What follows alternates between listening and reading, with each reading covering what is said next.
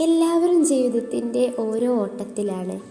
ഇതിനിടയിൽ ജീവിതം ഇങ്ങനെ മുന്നോട്ട് പോകുമ്പോൾ നമ്മൾ സ്നേഹിക്കുന്ന കുറച്ച് ആളുകളോടൊപ്പം കുറച്ച് സമയം ചെലവഴിക്കുക.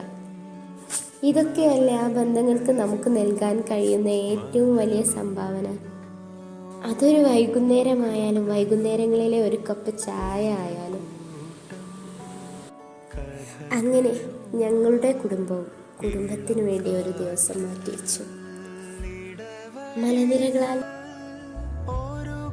മൂടൽമഞ്ഞ് പുലർത്തുന്ന അനേകം മലനിരകളുമായി കക്കാടം പോയി ഞങ്ങളെ വരവേറ്റു.